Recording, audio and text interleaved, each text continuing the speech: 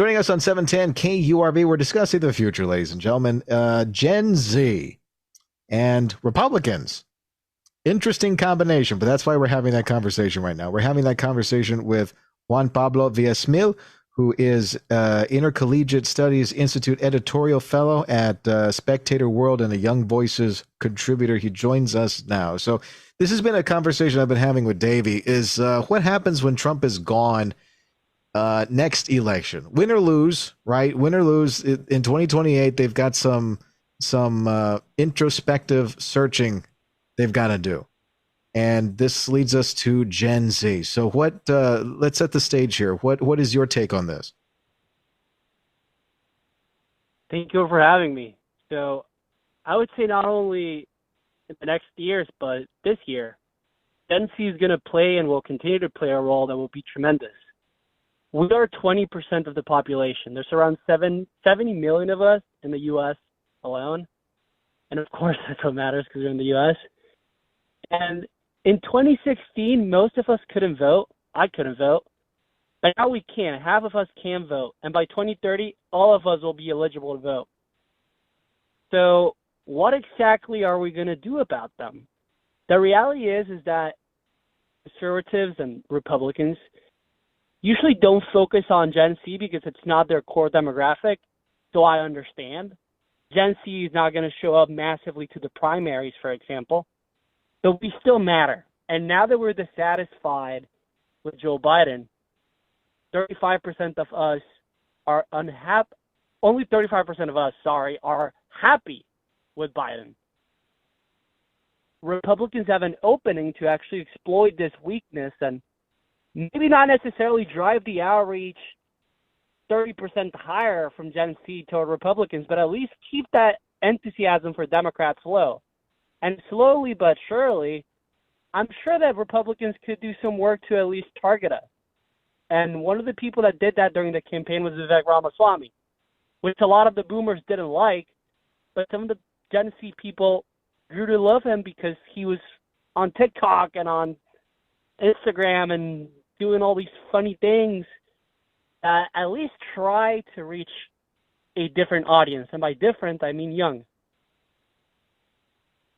Yeah, you're absolutely right. It's like that. I describe Vivek Ramaswamy as that scene from Back to the Future when Michael J. Fox is on stage with the electric guitar saying, "You guys might not like that right now, but your kids are going to love this."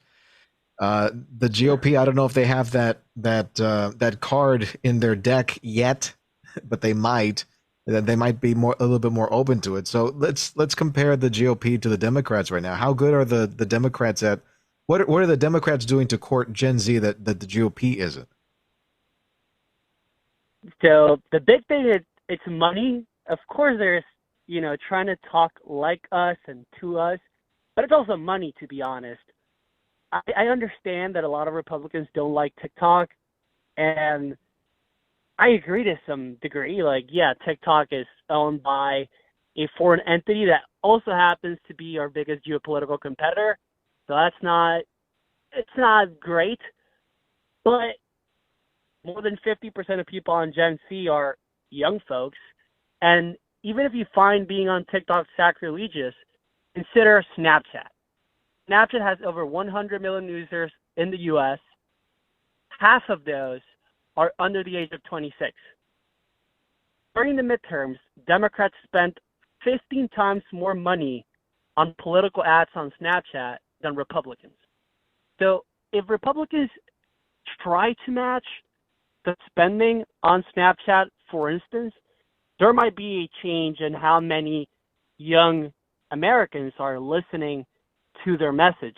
Not only that, but trying to frame messages to Gen Z. So a lot of things that we see during the debate, it's usually you'll see Ron DeSantis, well, you used to see him, or Nikki Haley, or Trump talk about your kids. So they'll say, your kids, your kids, your kids. Well, take a second and don't talk about your kids. Talk to the kids. Not to the 7-year-olds, but to the 18-year-olds and to the 20-year-olds.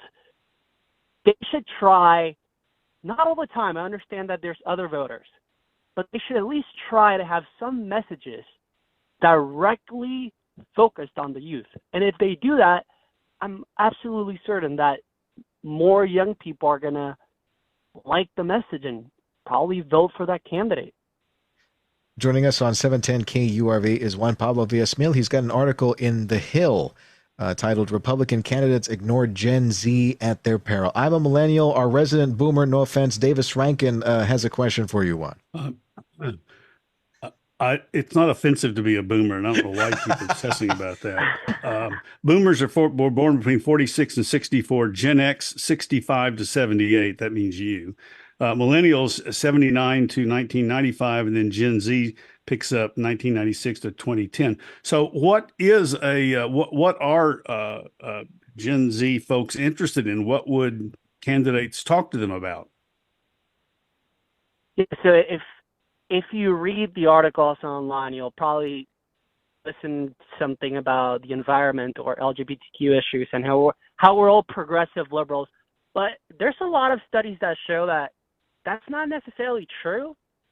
NPR reported actually in the midterms that there were around 25% of young voters who were siding with the Republicans, and those siding with the Democrats were above 30%, but not above 40%. So there's a lot of independents, and there's also a sizable number of conservatives. So forget about that.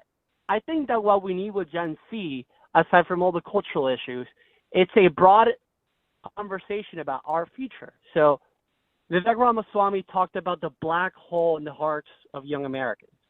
And he talked about how we were facing a loneliness epidemic. We were facing a mental health crisis. Suicide rates among young generations don't continue to drop. They only go up and up and up. And it's a message like who wants their kids to be lonely? Who wants, as a young person, to be lonely? Who doesn't want to have a future in a country that they're proud of who doesn't want to pay rent? All these things are things that you can talk to Gen Z. They're non-controversial, and you can do them by mentioning them by name. So right now, if I talk to you and you're a young person and I'm telling you I care about you and I want you to have a future, that's going to have an effect. And we're not doing that enough. Like, it's not necessarily that we have to become progressive liberals, as some Republican strategists might think. No, forget that. Scrap that. We only need to talk to the youth, not change our message that much, just try to talk to them. What would you tell them, satisfy Zach? you, Davey? Does that satisfy you? Not to be contrary, but yeah, it sounds like when you talk to an audience, talk to what they're interested in. And obviously you're going to be interested in something different than what an 18 or 19-year-old, but Juan has a point, don't forget them, huh? Juan has a point, though. Honestly, yeah, and Juan, I'll give you a good example. The global warming thing. I know the GOP doesn't like the whole global warming thing, so they a lot of times they'll just deflect that question, which is why I was really excited when they came up with the 1 trillion trees project, I think it was, or something like that, and they actually got the Democrats to say that is such a ludicrous idea that would never work. They actually got the Democrats to say that planting trees was a bad idea. Oh. I thought it was fabulous. But the point that I'm trying to make here is, instead of just deflecting and saying, oh, well, that's out of line, we don't agree with that, here is our solution that will satisfy XYZ problem that you have, dear demographic, rather than just saying, well, no, we don't mess with that. I'm sorry. You're going to have to get out of here. Yeah. Because back in the day of politics, and Juan's going to agree with me this, David, that the political party is supposed to come to you and say, hey, what are your problems that are concerning you? And it's our job to come up with a way to come up with a policy that's going to deal with all that stuff. Right, Juan? Yeah, definitely. So the way I see it, it's not necessarily that there are not specific issues that Gen Z cares more about. For instance, as you mentioned, the environment. Gen Z tends to be, even Republicans tend to be more pro doing something about climate change and so on. And it also applies with, for instance, legalizing weed. So when you see a lot of polls, young people don't see weed in a negative light. Broader America has different perspectives, though. So sometimes, and I'm talking here strictly as a strategist, I'm not even talking about my personal opinion. Sometimes you can just leave those issues aside. Like, you don't see a lot, and Republicans in a way are already doing this. Like, you don't see a lot of Republicans talking about weed or talking about how climate change doesn't exist to the broader audience, right? Because it's not a good message, and it's not going to appeal to a lot of people. And with young people specifically, those apply even more so. So if you're Donald Trump, if you're Nikki Haley, you should be trying to talk to young people about the issues that we already know that they care about, and those that we are uncertain, or those that we know that are very divisive. You can talk to them about. You can talk less about them. Like, it's okay. Like, if you want to win an election, don't talk that much on divisive issues. I know a lot of people got angry with Trump when he said that, he's not talking a lot about abortion, and he's saying that he wants to reach the middle ground or whatever. No. I don't think that means that he's suddenly pro-choice or pro-abortion. He's just thinking strategy, and I think Republicans need to think strategy, and Gen Z should be part of that strategy. It's 200 IQ, baby. That's what I'm telling you. 200 IQ. Juan, thanks a lot for your time. Thank we you. appreciate it. Juan Villasmil is an Intercollegiate Studies Institute editorial fellow at Spectator World. He's got his opinion piece at thehill.com. Republican candidates ignore Gen Z at their peril. You're listening to News Talk 710 KURV.